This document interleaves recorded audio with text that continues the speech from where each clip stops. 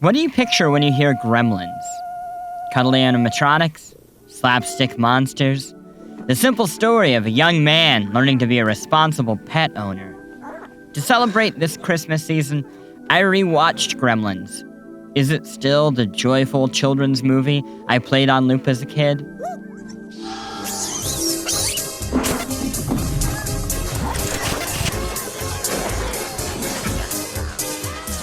A synopsis, in case it's been a while since you watched the film. A middle-aged inventor named Randall Peltzer steals an adorable creature called a mogwai from a Chinatown shop owner. The inventor gives this creature to his son, Billy, as a Christmas gift, and his son names it Gizmo. Randall explains that to raise a healthy Gizmo, Billy must obey these 3 rules. Number 1, he hates bright lights, we know that. But you gotta keep him out of the sunlight. Sunlight will kill him. Number 2, keep him away from water. Don't give him any water to drink. And whatever you do, don't give him a bath. And probably the most important thing, don't ever feed him after midnight. Billy disobeys the rules. Water forces Gizmo to birth many more mogwai,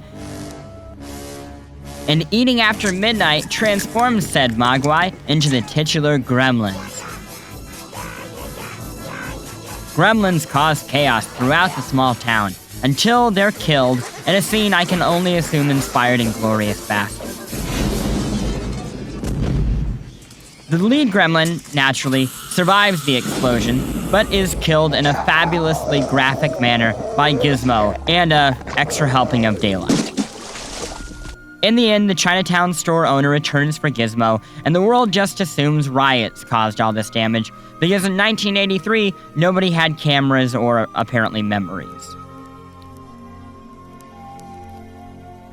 And now, the 5 parts of Gremlins I had forgotten entirely. Some are good, some are bad. All had been obliterated from my memory. Number 1, Billy is the protagonist, but he's basically a spectator in his own movie. His dad brings Gizmo into the movie, Corey Feldman creates the first batch of mogwai, his mom and Phoebe Cates do most of the ass-kicking, and Gizmo himself ultimately saves the day. You could remove Billy from the movie, and the movie would just be fine without him. I would have fired you in a second. Number 2, Phoebe Cates.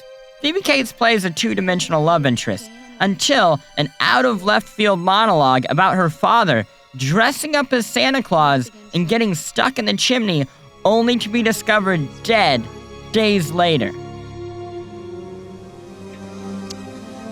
And that's how I found out there was no Santa Claus. Number 3, a school science teacher serves little purpose in the movie, except to die at the hands of the director's love for German expressionism. Look at those Dutch angles. Number 4, Billy, where? Billy's mom. The movie flirts with excellence during a single scene right in the middle of the film.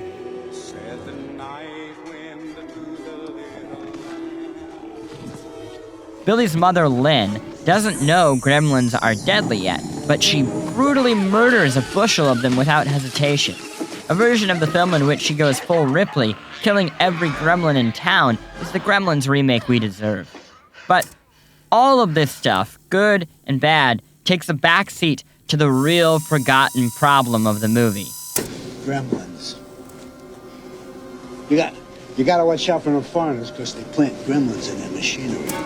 It's super racist. Like great-grandpa talking about the war racist.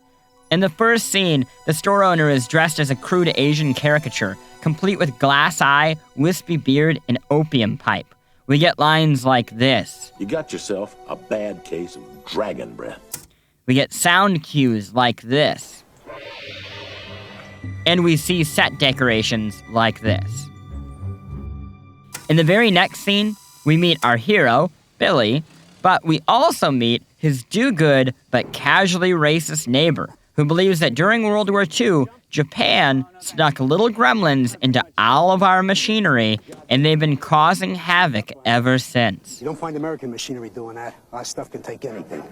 The problem is this crackpot racist theory is, in the universe of the film, 100% correct. Goddamn foreign TV. A handful of characters are killed in the film, the neighbor among them. And we're supposed to hate these characters because they're presented as racist in the movie. But how am I supposed to hate the racist dude when his racist rant correctly predicts a flood of mythical hellspawn? Here's the neighbor's own words. That's right. World War II. Good old WWII. You know, they're still shipping them over here. They put them in the cars, they put them in the TV, they put them in the stereos and the radios you stick in your ears, they put them in your watches. They got little teeny gremlins for Now, watches. I thought perhaps the neighbor's rant was only partially correct. Sure, gremlins exist, but they aren't some menace sent from the quote-unquote East to thwart America. They're just monsters. But then, at the end of the film, we get this warning. So if your air conditioner goes on the fritz, or your washing machine blows up, or your video recorder conks out, before you call the repairman, turn on all the lights, check all the closets and cupboards, look under all the beds, because you never can tell. There just might be a gremlin in your house. Just remember, it could be the death creature sent over by Japan by way of a shop in Chinatown. I've been trying to understand how this got made, and all I can assume is Gremlins speaks to a broad anxiety in America in the 1980s about the rapid rise of Japanese technology. That the same fears that inspired parent groups to attack Pokemon made Gremlins' now obvious problems seem palatable. In my opinion, parents should not let their kids watch Pokemon, play Pokemon, buy Pokemon cards, have anything whatsoever to do with Pokemon, because the message is violence.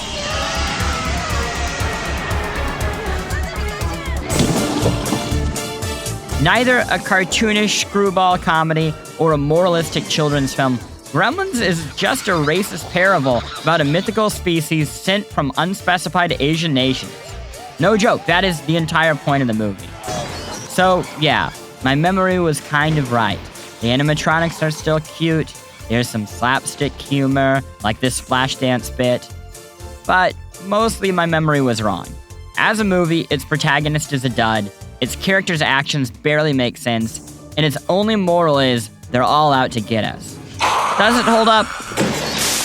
No, not at all. I didn't watch Gremlins 2, but I can only assume it's much better. Right? Right? Right?